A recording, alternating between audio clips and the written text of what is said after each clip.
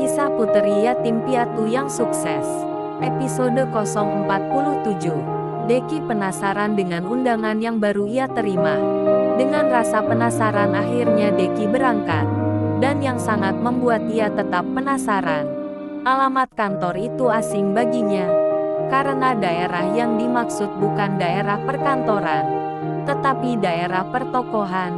Agar terjawab rasa penasaran ini, ia mencari kantor yang dimaksud. Setelah tiba di alamat yang tertulis di kertas yang ia bawa, Deki bukan saja penasaran, tetapi ia dibuat lebih bingung lagi. Yang mengundang atas nama kantor, yang ia temui sebuah dealer mobil. Karena Deki tidak merasa ada kepentingan dengan dealer tersebut, maka ia memutuskan untuk pulang. Karena ia harus datang ke kantor juga sekarang. Baru saja ia mau keluar pintu gerbang dealer, ia bertemu dengan petugas mengantarkan surat pagi tadi. Deki menghampiri petugas tersebut, dan ia bertanya, "Apakah Anda yang mengantar surat ini?" Tanya Deki. "Benar," jawab petugas itu. "Emangnya ada apa, Pak?" Petugas itu balik bertanya.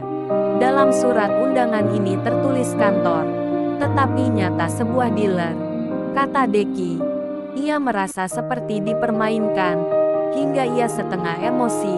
"Saya tidak tahu apa isi surat ini. Saya hanya bertugas untuk mengantarkan sebuah amplop ke alamat yang tertulis di amplop tersebut," jawab petugas itu. "Boleh saya lihat surat itu?" pinta petugas tersebut. Deki diam saja hanya memberikan surat tersebut kepada petugas itu. Petugas lantas membacanya, dan yang paling penting ia melihat orang yang menandatanganinya. Setelah membacanya, petugas itu mengatakan surat ini benar. "Bapak masuk saja. Nanti Bapak naik ke lantai 2.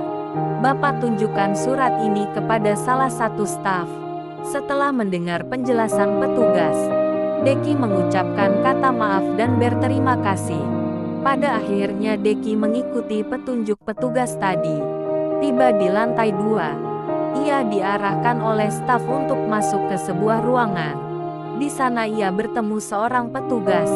Deki diminta untuk menandatangani sebuah surat. Namun Deki masih menolak, karena ia belum mengerti maksudnya. Maka petugas itu menjelaskan. Setelah mendengar nama Meizi, Deki baru percaya. "Tetapi kenapa atasannya tidak kasih tahu dulu?" kata Deki dalam hati. Akhirnya Deki memenuhi permintaan petugas itu. Karena sudah selesai, Deki permisi pulang.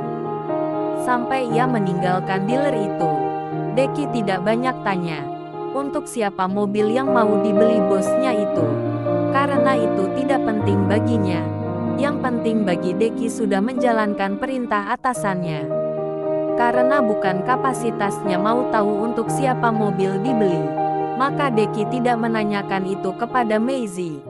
Pada hari itu juga, Meizi penasaran dengan cerita pegawainya tentang perusahaan yang baru.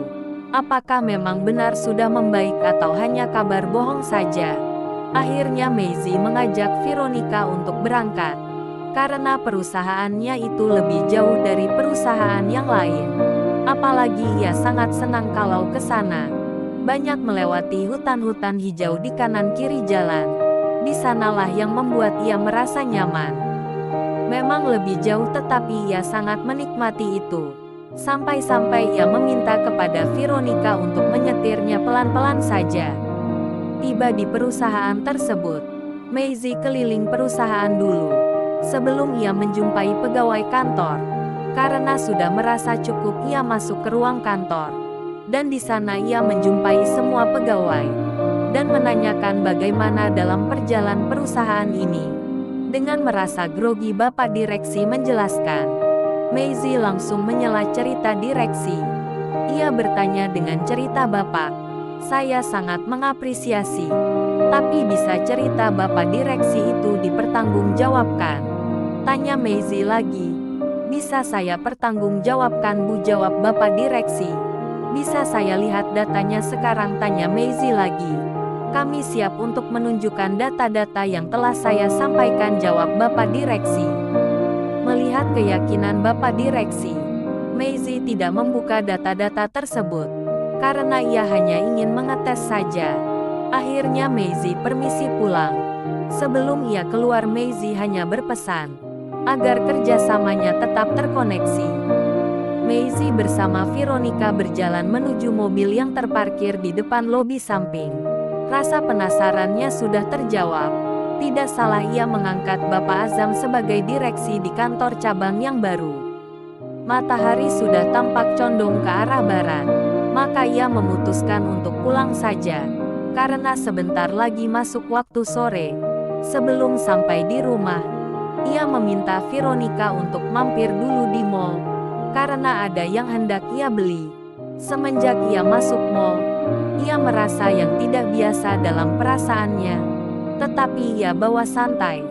Mungkin ini cuma perasaan saja, karena barang yang hendak ia belum ketemu. Maka ia mau mencoba mencari di lantai yang kedua. Baru saja ia keluar dari pintu lift, ia melihat di ruang VIP yang berada di pojok, terlihat orang ramai, seperti sedang ada acara bos-bos besar. Namun Maisie tetap mencari barang yang hendak ia beli. Ternyata yang ikut acara di dalam ruangan VIP tersebut ada seorang yang kenal sama Maisie. Orang itu terus memperhatikan Maisie dari balik kaca hitam. Ia memastikan itu benar Maisie. Setelah itu pasti Maisie. Ia langsung keluar dan mendekati Maisie dari belakang. Melihat ada seorang lelaki mendekati majikannya, Veronica sudah siaga. Ia mau memberitahu kepada majikannya, namun lelaki itu memberi kode untuk tetap diam. Namun Veronica tetap siaga. Apabila orang itu mau mencelakakan majikannya, ia tetap di posisi jangkauan dirinya, sambil melihat barang yang ia cari. Maisie merasa sesuatu berdiri di belakangnya. Tetapi kalau memang benar, kenapa Veronica tidak memberitahunya?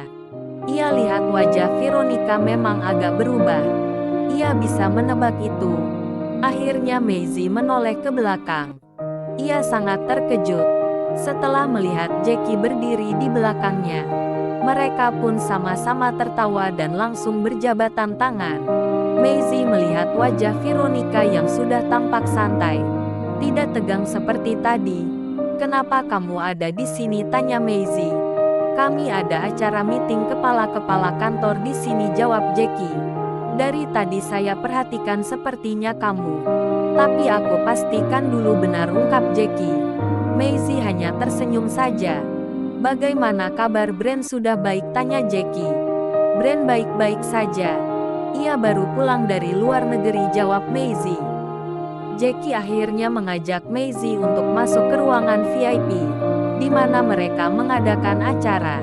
Tetapi Maisie belum bisa, karena baginya tidak ada kepentingan apalagi kapasitasnya.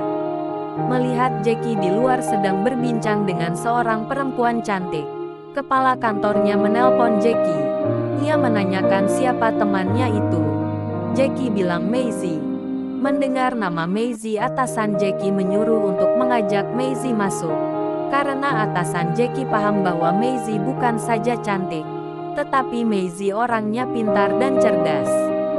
Jackie tetap meminta Maisie untuk bergabung, karena orang nomor satu di kantornya menyuruh Maisie masuk. Ia ingat orang yang dimaksud Jackie itu adalah ayahnya Jackie sendiri. Dulu sebagai atasan ia merasa bingung harus bagaimana. Akhirnya Maisie memutuskan untuk ikut masuk, tetapi ia bilang tidak bisa berlama-lama. Jackie merasa senang. Sebelum ia masuk ke dalam ruangan VIP, ia berpesan kepada Veronica untuk menunggu sebentar. Veronica hanya menganggukkan kepala saja. Ia pastikan majikannya akan baik-baik saja. Setelah ia masuk, semua orang di dalam terpana dengan kecantikannya, walau penampilannya sederhana. Pada akhirnya ayah Jackie memperkenalkan Maisie, dan selanjutnya, ayah Jackie menceritakan bahwa dalam pertemuan mereka ada sesuatu yang belum bisa terpecahkan. Bagaimana menurut pandangan Maisie? Semua orang heran, seakan-akan meremehkan Maisie. Maisie masih terdiam belum langsung menjawab. Akhirnya Maisie mulai menjawab. Terima kasih Anda tetap setia menonton video ini. Tonton terus video selanjutnya hanya di Rafflesia Channel. Agar tidak terlewatkan video yang terupdate terbarunya. Jangan lupa di like, share dan subscribe.